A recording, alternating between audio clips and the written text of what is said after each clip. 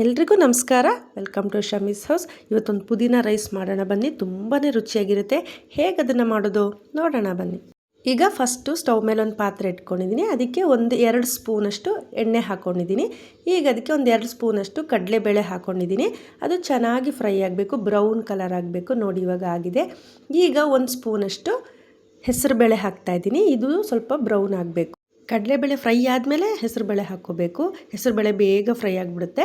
ಇವಾಗ ಇಲ್ಲಿ ಒಂದು 4 ಎಸ್ಲು ಬೆಳ್ಳುಳ್ಳಿ, ಒಂದು ಚಿಕ್ಕ ಪೀಸು ಶುಂಠಿನ ಹಾಕೋತಾ ಇದ್ದೀನಿ. ಅದಕ್ಕೆ ಈಗ ಒಂದು 4 ಹಸಿಮೆಣಸಿನ್ಕಾಯಿ ಹಾಕೋತಾ ಇದ್ದೀನಿ.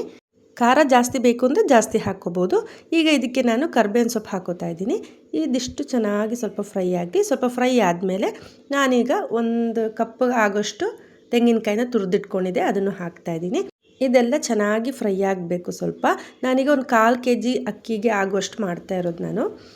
ಇವಾಗ ನೋಡಿ ಫ್ರೈ ಆಗಿದೆ. ಈಗ ಇಲ್ಲಿ ನಾನು ಕೊತ್ತಂಬರಿ ಸೊಪ್ಪು ಮತ್ತು ಪುದೀನ ಸೊಪ್ಪನ್ನ ತೊಳೆದಿಟ್ಕೊಂಡಿದ್ದೀನಿ, ಅದನ್ನು ಹಾಕ್ತಾಯಿದ್ದೀನಿ. ಸೊಪ್ಪು ಹಾಕಿದ್ಮೇಲೆ ಜಾಸ್ತಿ ಫ್ರೈ ಆಗೋದೇನು ಬೇಡ, ಜಸ್ಟ್ ಬಿಸಿ ಆದರೆ ಸಾಕು. ನೋಡಿ ಇವಾಗ ಆಗಿದೆ. ಈಗ ಆಫ್ ಮಾಡಿಬಿಡೋಣ. ಈಗ ಇದನ್ನು ಸ್ವಲ್ಪ ತಣ್ಣಗೆ ಮಾಡಿಕೊಂಡು ಒಂದು ಮಿಕ್ಸಿ ಜಾರ್ ತೊಗೊಂಡು ಅದಕ್ಕೆ ಹಾಕ್ಕೊಂಡು ಇದನ್ನು ಪುಡಿ ಮಾಡ್ಕೊಳ್ಳೋಣ. ಇದಕ್ಕೆ ನೀರೇನು ಹಾಕೋದು ಬೇಡ, ಹಾಗೆ ಹಾಕಿ ಕ್ರಷ್ ಮಾಡ್ಕೊಳ್ಳೋಣ. ನೋಡಿ ಇವಾಗ ಮಾಡ್ಕೊತೀನಿ. ನೋಡಿ ಮಾಡ್ಕೊಂಡಿದ್ದೀನಿ. ನೋಡಿ ಈ ಥರ ಆಗಬೇಕು. ಈಗ ಸ್ಟವ್ ಮೇಲೆ ಒಂದು ಪಾತ್ರೆ ಇಟ್ಕೊಂಡು ಒಂದು 3-4 ಸ್ಪೂನ್ ಎಣ್ಣೆ ಹಾಕ್ಕೊಳ್ಳೋಣ. ಈಗ ಇದಕ್ಕೆ ಸ್ವಲ್ಪ ಸಾಸಿವೆ ಹಾಕ್ತಾಯಿದ್ದೀನಿ. ಸಾಸಿವೆ ಹಾಕಿದ ಮೇಲೆ ಇವಾಗ ಕಡಲೆ ಬೀಜ ಹಾಕ್ತಾಯಿದ್ದೀನಿ ನಾನು.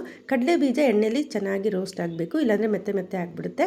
ಸ್ವಲ್ಪ ರೋಸ್ಟ್ ಆದರೆ ಚೆನ್ನಾಗಿ ಕ್ರಿಸ್ಪಿಯಾಗಿರುತ್ತೆ. ನೋಡಿ ಅದು ಕ್ರಿಸ್ಪಿ ಆದಮೇಲೆ ಈಗ 1 ಸ್ಪೂನಷ್ಟು ಹೆಸರುಬೇಳೆ ಹಾಕ್ತಾಯಿದ್ದೀನಿ. ಕಡಲೆ ಬೀಜ ಫ್ರೈ ಆದಮೇಲೆ ಹಾಕಿ, ಹೆಸರುಬೇಳೆ ಬೇಗ ಫ್ರೈ ಆಗಿಬಿಡುತ್ತೆ, ಅದಕ್ಕೋಸ್ಕರ ಆಮೇಲೆ ಹಾಕಬೇಕು. ಇವಾಗ ಇದಕ್ಕೆ ಒಂದು ಸ್ವಲ್ಪ ಕರ್ಬೇವಿನ ಸೊಪ್ಪು ಹಾಕ್ತಾಯಿದ್ದೀನಿ. ಈಗ ಒಂದು 1/4 ಟೀ ಸ್ಪೂನ್ ಅರಿಶಿನ ಪುಡಿ ಹಾಕೋಣ. ಅದನ್ನು ಹಾಕಿ ಚೆನ್ನಾಗಿ ಮಿಕ್ಸ್ ಮಾಡೋಣ. ಮಿಕ್ಸ್ ಮಾಡಾದಮೇಲೆ ಈಗ ಇದಕ್ಕೆ ನಾವು ಪೌಡ್ರ್ ಮಾಡ್ಕೊಂಡಿದ್ವಲ್ಲ ಮಿಕ್ಸಿಲಿ, ಅದನ್ನು ಹಾಕಿ ಚೆನ್ನಾಗಿ ಮಿಕ್ಸ್ ಮಾಡೋಣ. ಗ್ಯಾಸ್ ಸಿಮ್ಮಲ್ಲೇ ಇರಲಿ. ಇದೆಲ್ಲ ನಾವು ಆವಾಗಲೇ ಫ್ರೈ ಮಾಡಿಕೊಂಡು ಪುಡಿ ಮಾಡ್ಕೊಂಡಿರೋದ್ರಿಂದ ಎಣ್ಣೆಲಿ ಏನು ಫ್ರೈ ಆಗುವ ಅವಶ್ಯಕತೆ ಇಲ್ಲ.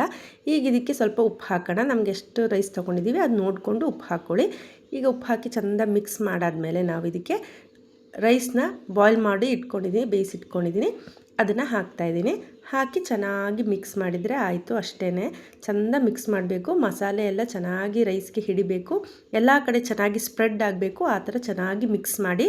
ಒಂದು ಸಲ ನೀವು ಮಾಡಿದ್ರೆ ಗ್ಯಾರಂಟಿ ಅವಾಗವಾಗ ಮಾಡ್ಕೊತೀರಾ. ತುಂಬಾ ರುಚಿಯಾಗಿರುತ್ತೆ. ಬ್ರೇಕ್ಫಾಸ್ಟ್ಗೆ, ಲಂಚ್ಗೆಲ್ಲ ಎಲ್ಲರೂ ಮನೇಲಿ ಟ್ರೈ ಮಾಡಿ. ನೋಡಿ ಕಲರ್ ಎಷ್ಟು ಚೆನ್ನಾಗಿದೆ ಅಲ್ವಾ?